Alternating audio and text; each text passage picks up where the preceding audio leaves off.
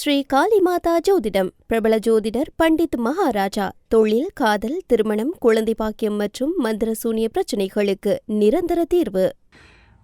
வணக்கம். செய்திவீச்சு உங்களை வரவேற்றுக் கொள்கிறது.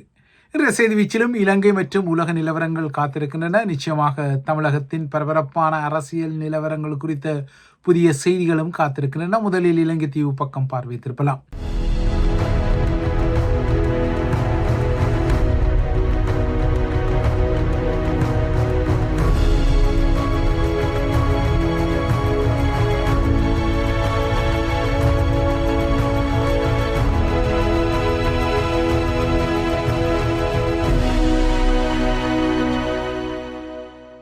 இலங்கை தீவில், குறிப்பாக ஸ்ரீலங்காவில் அதிர்ச்சிகரமான மர்மமான மரணங்கள் அரசியலுடன் கலந்த பின்னணியில் இடம்பெற்று வருகின்றன. அந்த வகையில் ஸ்ரீலங்கா திரசேரியில் ஒரு முக்கிய அதிகாரியான ரங்க நிஷாந்த ராஜபக்ஷ கடந்த வாரம் தனது உடலின் உதிர நாளங்களை அறுத்து தற்கொலை செய்த சம்பவத்தின் அதிர்ச்சி மீள்வதற்கு முன்னர் ஸ்ரீலங்கா ஏர்லைன்ஸின் முன்னாள் CEO எனப்படும் முன்னாள் பிரதம நிறைவேற்று அதிகாரி கபில சந்திரசேன இன்று கொழும்பில் உள்ள தனது இல்லத்தில் தூக்கில் தொங்கிய நிலையில் உடலமாக மீட்கப்பட்ட இன்னொரு அதிர்ச்சி சம்பவம் இடம்பெற்றுள்ளது.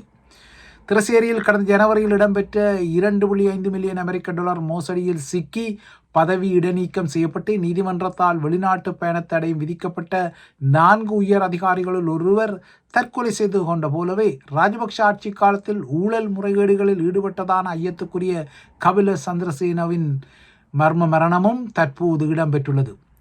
பொருத்தமற்ற பிணைதாரர்களை சமர்ப்பிப்பதன் மூலம் நீதிமன்றம் விதித்த பிணை நிபந்தனைகளை மீறியதாக கூறப்படும் குற்றச்சாட்டுகளின் அடிப்படையில் கபில சந்திரசேனவை மீண்டும் கைது செய்யுமாறு கொழும்பு நீதிமன்றம் நேற்று ஒரு பிடியாணையை பிறப்பித்த நிலையில் மறுநாள் அவரது உடலம் மர்மமான காரணங்களின் பின்னணியில் தூக்கில் தொங்கிய தற்கொலை என கூறப்பட்டாலும் இது ஒரு மர்மமான காரணமாக இருக்கும் நிலையில் உடலம் மீட்கப்பட்டுள்ளது. ஸ்ரீலங்கன் ஏர்லைன்ஸ் நிறுவனத்திற்காக, அதாவது ஸ்ரீலங்காவின் தேசிய வான் சேவை நிறுவனத்திற்காக 2013ஆம் ஆண்டில் 10 ஏர்பஸ் வான்கலங்களை கொள்வனவு செய்வதற்கான ஒப்பந்தங்கள் எல்லாம் போடப்பட்டது. 2 பில்லியன் டாலருக்கும் அதிகமான தொகையில் இந்த ஒப்பந்தம் போடப்பட்ட நிலையில் இந்த ஒப்பந்தத்தில் பெரிய லஞ்சம் பெற்றதான ஒரு குற்றச்சாட்டு இவர் மீது உள்ளது. இந்த லஞ்ச விசாரணையில் கபில சந்திரசேனா ஒரு முக்கிய நபராக இருக்கின்றார். அவரும் அவரது மனைவியான பிரியங்க விஜயநாயக்காவும் சிங்கப்பூர் வங்கி கணக்கில் சுமார் 2 மில்லியன் அமெரிக்க டாலரை லஞ்ச பணமாக பெற்றதாக குற்றஞ்சாட்டப்பட்ட நிலையில் அது தொடர்பான வழக்கு விசாரணைகள் இடம்பெற்ற நிலையில்தான் இந்த மரணம் இடம்பெற்றிருக்கின்றது. அதாவது கபில சந்திரசேனா இனிமேல் இல்லை, உயிருடன் என்ற விடயம் நிரூபிக்கப்பட்டிருக்கின்றது. இன்று காலை ஸ்ரீலங்கா ஏர்லைன்ஸின் தலைமை பொறுப்பை ஏற்பதற்கு முன்னர் கபில சந்திரசேனா ராஜபக்ஷ அதிகார மையத்தின் பல பொறுப்புகளில் இருந்தார். மஹிந்த உருவாக்கிய மிகின்லங்கா விமான சேவையின் தலைமை நிர்வாக அதிகாரியாகவும் இருந்தார். அதற்கும் CEO ஆகத்தான் இருந்தார். ஆனால் அந்த நிறுவனம் பின்னர் முறிந்தது. அதன் பின்னர் மொபிட்டெலின் தலைமை நிர்வாக அதிகாரியாக அவர் பதவி வகித்தார். இந்த நிலையில்தான் இறுதியாக ஸ்ரீலங்கன் ஏர்லைன்ஸிலும் அவர் CEO ஆக இருந்த நிலையில் அவர் அதிலும் ஒரு மோசடி குற்றச்சாட்டை எதிர்நோக்கி இப்போது மரணித்திருக்கின்றார். அதுவும் நீதிமன்றம் பிடியாணையை பிறப்பித்த மறுநாள் அவர் தூக்கில் தொங்கியிருக்கின்றார். இலங்கையில் 10 நாட்களுக்குள் அடுத்தடுத்து 2 மோசடிகளில் 2 மரணங்கள், அதுவும் தற்கொலைகளாக கூறப்பட்ட மரணங்கள் இடம்பெற்ற நிலையில் அக்கறையான தமிழகத்திலும் அரசியல் பரபரப்புகள் நிலவுகின்றன. குறிப்பாக தமிழகம் தற்போது பொலிட்டிக்கல் டெட்லாக் எனப்படும் அரசியல் முட்டுக்கட்டியை எதிர்கொண்டுள்ளது.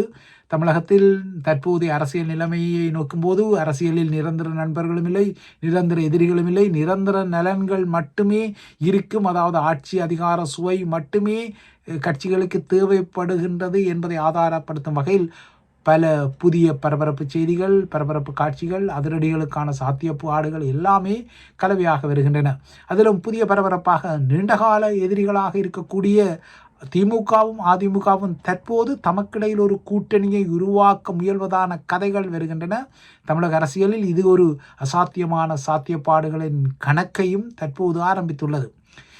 விஜய் தமிழக முதல்வராகி அவரது ஆட்சி வரும் என பலரும் நம்பிக்கை வைக்கும் நிலையில் இப்போது திடீரென அதிமுகவும் திமுகவும் இணைந்து ஒரு கூட்டணி ஆட்சியை அமைக்க முயல்வதாகவும் இந்த ஆட்சிக்கு திமுக நிபந்தனையற்ற ஆதரவை வழங்க முன்வந்திருப்பதாகவும் இதனால் இன்று அதிமுகவின் பொதுச் செயலாளர் எடப்பாடி பழனிசாமி தமிழகத்தின் பொறுப்பு ஆளுநரை சந்தித்து தமது தரப்பில் ஆட்சி அமைப்பதற்கு உரிமையை கோரலாம் என்றும் புதிய பரபரப்பு தகவல்கள் எல்லாம் வந்துள்ளன. நேற்றும் செய்தி வீச்சும் இந்த திமுக அதிமுக கூட்டணி குறித்த ஒரு செய்தியை தெரிவித்திருந்த நிலையில்தான் அதனை உறுதிப்படுத்துவது போல இந்த நகர்வுகள் எல்லாம் பரபரப்பாக இடம்பெற்று வருகின்றன. அதிமுகவுடன் திமுக கைகோர்ப்பதான இந்த செய்தி ஸ்டாலின் மகனான உதயநிதி தரப்பிலிருந்தே முதலில் கசிந்திருக்கிறது. இந்த கூட்டணி தொடர்பாக எடப்பாடி பழனிசாமியின் மகனான மிதுனுடன் உதயநிதி பேச்சுவார்த்தை நடத்தியதாகவும் சொல்லப்படுகின்றது. ஆனால் உறுதிப்பாடுகள் எதுவுமில்லை. அதிமுக தரப்பிலும் திமுக ஆதரவுடன் அதிமுக ஒரு ஆட்சியை அமைப்பதான செய்திகள் கசிந்த போதும் இதுவரை அந்த செய்திகள் அதிமுக தரப்பிலிருந்தும் மறுக்கப்படவில்லை. மாறாக 118 எம்எல்ஏக்களின் ஆதரவுடன் ஆளுநரை எடப்பாடி பழனிசாமி இன்று சந்திக்க உள்ளதாக புதுச்சேரி மாநிலத்தின் அதிமுக அமைப்பாளர் அன்பழகன் தெரிவித்திருப்பது இன்னொரு விடயம். இந்த இரண்டு கட்சிகளின் கூட்டணியை பொறுத்தவரை தற்போது இந்த இரண்டு கட்சிகளின் மொத்தமான சட்டமன்ற உறுப்பினர்களின் எண்ணிக்கையை கூட்டினால் 121 என்ற தொகை வரும். இது 118 என்ற பெரும்பான்மைக்கு தேவையை விட அதிகமானதாகும். ஆனால் இரண்டு கட்சிகளுமே கிரியும் பாம்பும் போல எதிரெதிராக கடந்த சில தசாப்தங்களாக அரசியல் செய்த நிலையில் அவர்களால் இவ்வாறு ஆட்சி அமைக்க முடியுமா என்பது ஒரு முக்கியமான கேள்வியாக தார்மீக ரீதியில் இருந்தாலும் தொழில்நுட்ப ரீதியில் இந்த இரண்டு கட்சிகளும் கூட்டணி அமைத்தால் 121 என்ற பெரும்பான்மைக்கு அப்பாற்பட்ட பலம் வெறும் என்றால் இது சாத்தியம் என்ற கருத்துக்கள் எல்லாம் உள்ளன. ஆனால் இது எவ்வாறு சாத்தியப்படும்? அதுவும் இதுவும் தனிப்பெரும் கட்சியாக விஜயின் தமிழக வெற்றி கழகம் ஒரு வெற்றியை பெற்ற நிலையில் இவ்வாறாக அதனை விட குறைந்த தொகைகள் உள்ள கட்சிகளை ஆட்சி அமைக்க அழைக்க முடியுமா என்பதும் ஒரு கேள்வியாக இருக்கின்றது. இந்த நிலையில் அதிமுகவுக்கு பரிச்சயமானதும் பரபரப்பானது விடயமாகவும் இருக்கக்கூடிய ரிசார்ட் பாலிடிக்ஸ் எனப்படும் ஓய்விட வதிவிடங்களில் நடத்தப்படும் குதிரை பேர அரசியல் வெடிப்புகளும் தெரிகின்றன. அதிமுகவில் 25க்கும் மேற்பட்ட புதிய எம்எல்ஏக்கள் அதாவது சட்டமன்ற உறுப்பினர்கள் விஜய்க்கு தங்களது தரப்பிலிருந்து ஆதரவை வழங்க முயற்சித்து அதற்கு ஈடாக விஜயின் புதிய அரசில் அமைச்சு பதவிகளையும் துணை முதலமைச்சர் பதவியையும் பெறுவதற்கு பேரம் பேச தலைப்பட்ட நிலையில்தான் அவர்கள் உட்பட அனைத்து அதிமுகவின் புதிய சட்டமன்ற உறுப்பினர்களும் புதுச்சேரிக்கு தடாலடியாக கொண்டு செல்லப்பட்டு அங்கு ஒரு ரெசார்ட்டில் அதாவது ஒரு விடுதியில் தங்க வைக்கப்பட்டுள்ள நிலையில்தான் விஜயின் தாவேகாவின் புதிய சட்டமன்ற உறுப்பினர்கள் சிலரை காணவில்லை என்ற செய்தி இன்னொரு பரபரப்பை ஏற்படுத்தி இருக்கின்றது. தற்போதுள்ள சூழலை பயன்படுத்தி ஏனைய கட்சிகள் தமது எம்எல்ஏக்களை இழுப்பதற்கு குதிரை பேரத்தை நடத்தக்கூடும் என்ற ஐயங்கள் இருப்பதால் விஜயின் தரப்பு வெளி மாவட்டங்களைச் சேர்ந்த 80 சட்டமன்ற உறுப்பினர்களை அதாவது எம்எல்ஏக்களை மாமல்லபுரம் பூஞ்சேரியில் உள்ள தனியார் நட்சத்திர விடுதியில் கடந்த சில நாட்களாக பாதுகாப்பாக தங்க வைக்கப்பட்ட நிலையில்தான் நேற்று இவர்கள் அனைவரும் பனையூரில் உள்ள தாவேகாவின் தலைமையகத்துக்கு கொண்டு செல்லப்பட்டாலும் இறுதி நேரத்தில் இந்த ஆலோசனை கூட்டம் மீளெடுக்கப்பட்டு நேற்றிரவு வரை பனையூர் தலைமை அலுவலகத்திலேயே இவர்கள் தங்க வைக்கப்பட்ட நிலையில்தான் அவர்களில் சிலர் திடீரென மாயமானதாகவும் அவர்களின் கைத்தொலைபேசிகள் அணைக்கப்பட்டுள்ளதான தகவல்கள் வெளியாகி பெரும் பரபரப்பை ஏற்படுத்தின. எனினும் பதவியேற்பு விழா தாமதமாகதால் இவர்கள் அனுமதி பெற்று தங்களது சொந்த ஊருக்கு சென்றுள்ளதாகவும் அனைத்து எம்எல்ஏக்களும் தமது கட்சி தலைமை நேரடி பார்வையில் இறுக்கமான பாதுகாப்பில் உள்ளதாகவும் தமிழக வெற்றி கழகம் தெரிவிக்கின்றது. இவ்வாறான பரபரப்புகள் திடீர் திருப்பங்களுக்குரிய காட்சிகளுக்கெல்லாம் அடிப்படை காரணமாக இருப்பது விஜய்க்குரிய பெரும்பான்மை பல குறைபாடு என்பது நீங்கள் அறிந்த விடயம். இன்னும் அவரது ஆட்சிக்கு 6 சட்டமன்ற உறுப்பினர்களின் தேவை இருக்கின்றது. இதனால் இந்த பதிவு பதியப்படும் வரை இந்த ஆதரவு கிட்டிக்கொள்ளாததால் இந்த முட்டுக்கட்டை அரசியல் சூழல் தொடர்கின்றது. 118 சட்டமன்ற உறுப்பினர்களின் தெளிவான ஆதரவை விஜய் வெளிப்படுத்தினால் உடனடியாக பதவியேற்பு விழாவை நடத்தலாம் என ஆளுநர் சொல்லியிருப்பதால் இன்று பதவியேற்புக்கு சாத்தியங்கள் இருந்தாலும் விஜய் இன்னும் அந்த பெரும்பான்மை அந்த மேஜிக் டிஜிட்டை நிரூபித்துக் கொள்ளாதால் இழுபறி தொடர்கின்றது. அத்துடன் அதிமுக திமுக கூட இணைந்து பெரும்பான்மையை நிரூபித்தால் கூட அவர்களும் ஆட்சி அமைக்க உரிமை கோரலாம் என ஆளுநர் தெரிவித்திருப்பது இன்னொரு பரபரப்பை கிளப்பியிருக்கின்றது. அத்துடன் சட்டசபையில் பெரும்பான்மையை நிரூபிக்கும் விடயம் ஏற்கனவே ஆட்சியில் உள்ள தரப்புகளின் பெரும்பான்மையை நிரூபிக்கும் விடயத்துக்குத்தான் பொருந்துமே தவிர புதிய ஆட்சி ஒன்றை அமைப்பதற்கு உச்சநீதிமன்றத்தின் தீர்ப்பு பொருந்தாது என்பதால் புதிய ஆட்சி விடயத்தில் ஆளுநர் தான் பெரும்பான்மையை சரிபார்ப்பார். அதன் பின்னர் தான் ஆட்சி அமைப்பதற்கு அனுமதிப்பார் என ஆளுநர் வட்டாரங்களும் கூறுகின்றன. இவ்வாறான பரபரப்புக்கிடையே விஜய்க்கு ஆதரவளித்துக் கொள்வதா இல்லையா என்பது குறித்த முடிவுகளை எடுப்பதற்காக விடுதலை சிறுத்தைகள் மற்றும் இடதுசாரிகளான சிபிஐ மற்றும் சிபிஐஎம் ஆகியன இன்று தமது முக்கிய கூட்டங்களை நடத்தி கொள்வதால் அவற்றின் முடிவுகளும் எதிர்பார்க்கப்படுகின்றன. அதேபோல நிலைமைகளை ஆய்வு செய்து அவசர முடிவுகளை உடனடியாக எடுக்கும் வகையில் திமுகவின் தலைவர் மு.க. ஸ்டாலினுக்கு திமுகவின் சட்டமன்ற உறுப்பினர்கள் நேற்று அங்கீகாரத்தை வழங்கினார்கள். நேற்று முக்கிய கூட்டம் இடம்பெற்ற போது இந்த அங்கீகாரம் வழங்கப்பட்டது.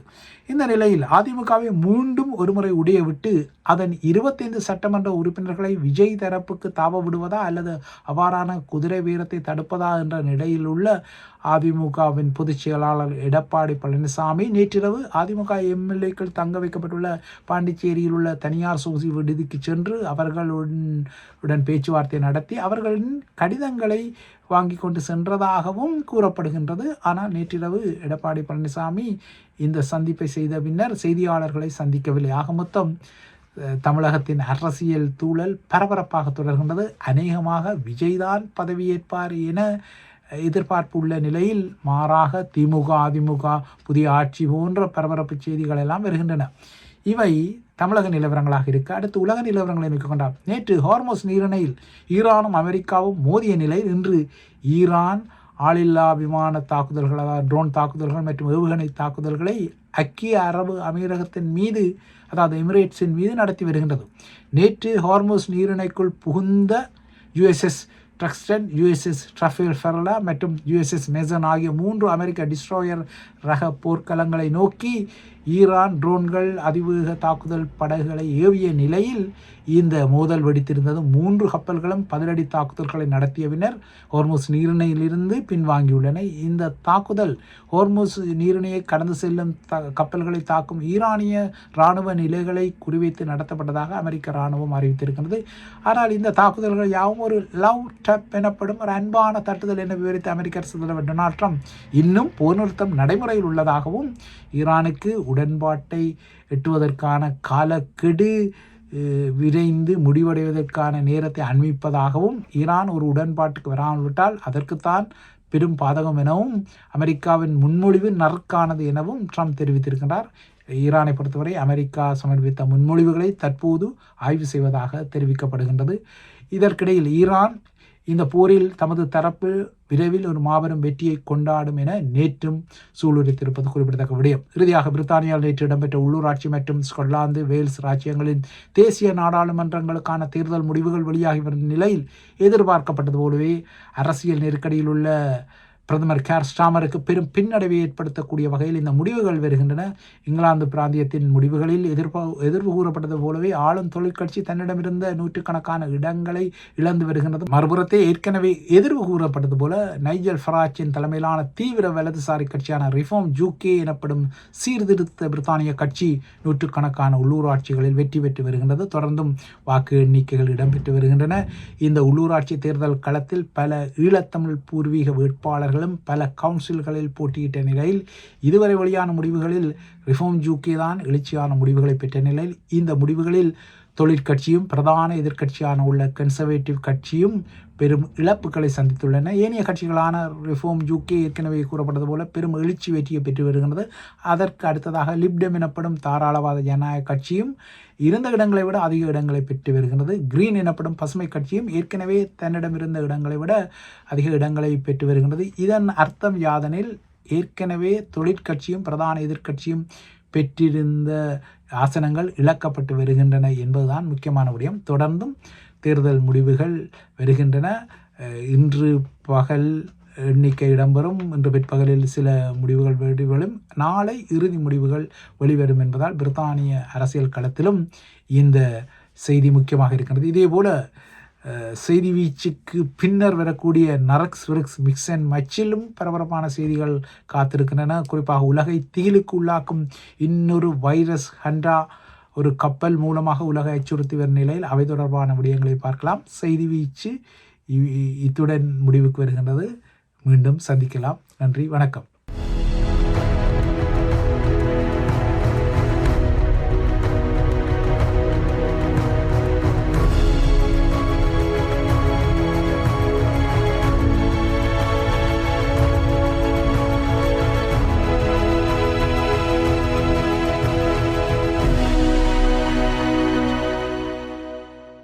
ஸ்ரீ காளிமாதா ஜோதிடம் பிரபல ஜோதிடர் பண்டித் மகாராஜா. தொழில், காதல், திருமணம், குழந்தை பாக்கியம் மற்றும் மந்திர சூனிய பிரச்சினைகளுக்கு நிரந்தர தீர்வு.